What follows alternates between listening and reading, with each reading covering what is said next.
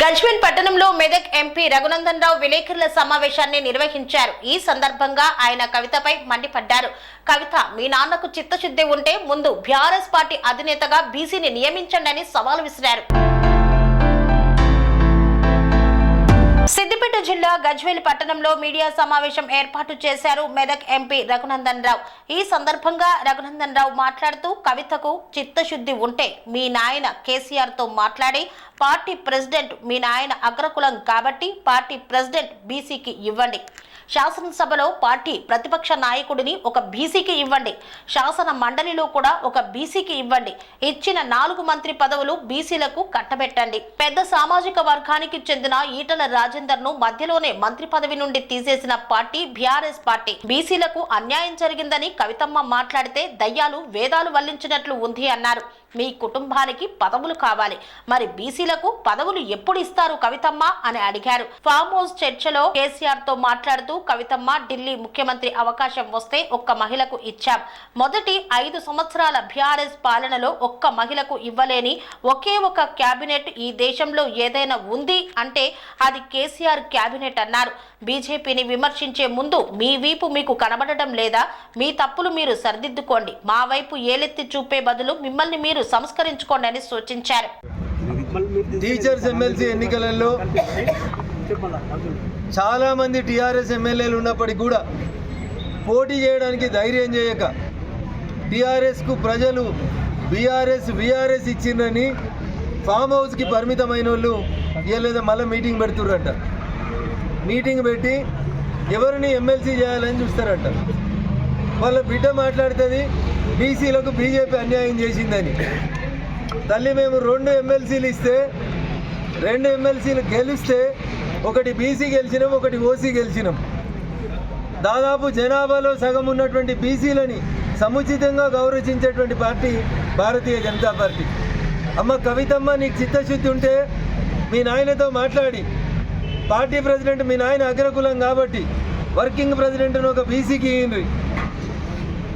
శాసనసభలో పార్టీ ప్రతిపక్ష నాయకుడు ఒక బీసీకి ఇయ్యండి. శాసన మండలిలో ఒక ప్రతిపక్ష నాయకుడు అవకాశం ఉంది, ఇంకొక బీసీకి ఇయ్యండి. చేసేటప్పుడేమో చెయ్యరు, ఇచ్చేటప్పుడేమో ఇయ్యరు. ఇచ్చిన ఈ 4 ఇయ్యరు బీసీలకు మీరు మంత్రి పదవులు. నడిమిట్లోనే ఈటల రాజేందర్ అనేటువంటి ఒక బీసీ తెలంగాణలో పెద్ద సామాజిక వర్గం అని చెప్పిన సామాజిక వర్గానికి మంత్రి పదవి వీకేసింది టీఆర్ఎస్ పార్టీ. ఇవాళ కవితమ్మ వచ్చి బీసీలకు అన్యాయం చేస్తున్నారని మాట్లాడితే దయ్యాలు వేదాలు వాళ్ళు ఇచ్చినట్లున్నాయి. కవిత గారు, ఇంకొకటి కాదు. నీకు పదవి కావాలి, మీ బావకు పదవి కావాలి, మీ అన్నకు పదవి కావాలి, మీ నాయనకు పదవి కావాలి. మరి ఇక బీసీలకు పదవి ఎప్పుడు ఇస్తారు కవితమ్మ అనేది ఒక్కసారి ఇలా ఫామ్ హౌస్ చర్చలో నువ్వు మాట్లాడు. మీ నాయనతోటి చెప్పు, అర్జెంటుగా వర్కింగ్ ప్రెసిడెంట్ పదవిని ఒక బీసీకి ఇవ్వని చెప్పు. శాసనసభలో బీసీకి ఇవ్వకపోతే మహిళకి ఇయ్యండి. మేము మొన్న ఢిల్లీ ముఖ్యమంత్రి మాకు అవకాశం వస్తే ఒక మహిళకి ఇచ్చినాం. రేపు మహిళా దినోత్సవం వస్తుంది, మహిళల్ని గౌరవించమని చెప్పు మీ నాయనని. మొదటి 5 సంవత్సరాలు ఒక్క మహిళకు కూడా మంత్రి పదవి ఇవ్వకుండా ఉన్న ఒకే ఒక క్యాబినెట్ ఈ దేశంలో ఏంటంటే అది చంద్రశేఖరరావు గారి క్యాబినెట్. అందుకని బీజేపీని విమర్శించే కంటే ముందు మీ ఈపు మీ కనబడతలే చెల్లె, ఎవరైనా వెనకాల ఉండాలని చేసి చెప్పుమని మీ తప్పులు మీరు సరిదిద్దుకోండి.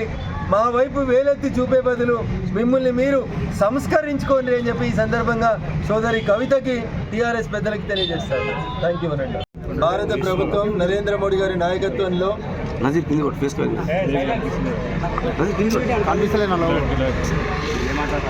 భారత ప్రభుత్వం గౌరవనీయులు నరేంద్ర మోడీ గారి నాయకత్వంలో ఈ దేశంలో ఉన్నటువంటి ప్రతి ఒక్కరికి విద్య, వైద్యాన్ని తగు రీతి లోపల అందుబాటులోకి తీసుకురావాలనేటువంటి ఉద్దేశంతో తెలంగాణ రాష్ట్రానికి 7 నవోదయ పాఠశాలల్ని 8 నవోదయ పాఠశాలల్ని కొత్తగా మంజూరు చేయడం జరిగింది. ఒక్కొక్క నవోదయ పాఠశాల పేరిట సుమారు 500 కోట్ల రూపాయల్ని రానున్న 5 విద్యా సంవత్సరాల లోపల వెచ్చించి విద్యని మరింత మెరుగ్గా పేదోడికి అందించాలనే లక్ష్యంతో 8 నవోదయ విద్యాలయాలని తెలంగాణ రాష్ట్రానికి నరేంద్ర మోడీ గారి నాయకత్వంలో మంజూరు చేయడం జరిగింది. అదే రీతిలో వైద్యానికి సంబంధించి మెడికల్ మాఫియా ఒక రకంగా పేద ప్రజల్ని దోసుకుంటుందని, మందుల ధరలు ఆకాశాన్ని అంటుతున్నాయని, సంపాదించిన సంపాదనలో సగం మందులకే పోతుందని, పేదోళ్ళకి ఇబ్బంది కలుగుతుందన్న విషయాన్ని దృష్టిలో ఉంచుకొని గౌరవ ప్రధానమంత్రి నరేంద్ర మోడీ గారి నాయకత్వంలో కేంద్ర ఆరోగ్య శాఖ మంత్రి నడ్డా గారు జనరిక్ మెడికల్ హాల్లని ఎక్కడికక్కడ ఎంకరేజ్ చేసి ఈ మందులు ప్రభుత్వం వేరే బయట అమ్ముతున్నటువంటి మందులు రెండు ఒకటేనని ప్రజలకు ఎక్స్ప్లెయిన్ చేయడంతో పాటు బయట రూపాయికి దొరికేటువంటి మందుని జనరిక్ మెడికల్ షాపులో 10 పైసలకి అమ్ముతూ పేదోళ్ళ ఆరోగ్య పరిరక్షణ కోసం పనిచేస్తున్నటువంటి ప్రభుత్వం అంత్యోదయ లక్ష్యంగా, పేదోడే అభివృద్ధి లక్ష్యంగా పనిచేసేటువంటి ప్రభుత్వం భారతీయ జనతా పార్టీ అని మరొకసారి నిరూపించుకుంది నరేంద్ర మోడీ గారి ప్రభుత్వం. అందుకని ఎక్కడ జనరిక్ మెడికల్ షాప్స్ ఉంటే వాటిని ఎంకరేజ్ చేయాలనేటువంటి లక్ష్యంతో ఈరోజు మెదక్ పార్లమెంట్ సభ్యునిగా గజ్వేల్లో ఉన్నటువంటి ఈ ప్రధానమంత్రి భారత జన ఔషధ కేంద్రమైనటువంటి జనరిక్ మెడికల్ షాప్ని సందర్శించడం జరిగింది. ప్రజలందరికీ మేము చేసేటువంటి సవినయమైనటువంటి అప్పీల్, ఈ మందులలో ఎట్లాంటి కల్తీ ఉండదు, డేట్ అయిపోయిన మందులు అమ్ముతారని బదనాం చేస్తారు. వేటిని నమ్మకండి. మిగతా అన్ని మందులు ఎంత గొప్పగా పనిచేస్తాయో జనరిక్ మెడికల్ హాల్లో అమ్మేటువంటి మందులు కూడా అంతే గొప్పగా పనిచేస్తాయని నమ్మండి. నరేంద్ర మోడీ గారు ఏదైనా చేస్తే అది మీ విశ్వాసానికి దగ్గరగా ఉండే పనిచేస్తారు. కాబట్టి దయచేసి జనరిక్ మెడికల్ షాపుల మీద విశ్వాసాన్ని నుంచి ఈ ప్రజలు ఈ మందుల షాపులని సద్వినియోగపరచాలని చెప్పి ఈ సందర్భంగా సవినయంగా అప్పీల్ చేస్తూ ఉన్నాం. థ్యాంక్ యూ అనండి. స్వామి బోధానంద గోసేవ ఆశ్రమం సైథాపూర్.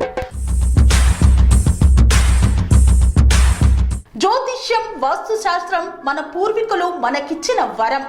దుర్గాదేవి, కాలభైరవ ఉపాసనతో వాక్సిద్ధి పొందిన శ్రీ శ్రీ బోధానందగిరి స్వామివారు మీకు ఎలాంటి సమస్యలున్నా, వాటిలో ముఖ్యంగా ధన నష్టం, ఆరోగ్య నష్టం, భార్యాభర్తల మధ్య గొడవలు, ప్రేమించుకున్న వారు దూరం అవడం, ఎన్ని సంబంధాలు వచ్చినా పెళ్లి ముడి పడకపోవడం, రోడ్డు ప్రమాదాలు, అప్పుల బాధలు, వ్యవసాయంలో నష్టాలు, పెద్దల మాట పిల్లలు వినకపోవడం, ఆరోగ్య శాంతి, గృహశాంతి, మనశ్శాంతి లేకపోవడం, ఇలాంటి సమస్యలు ఉన్నట్లయితే ఒక్కసారి స్వామీజీని కలవండి.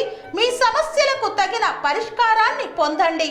అంతేకాక అన్ని రకాల వ్యాధులకు గోపంచగవ్య మరియు మూలికా వైద్యం చేయబడును.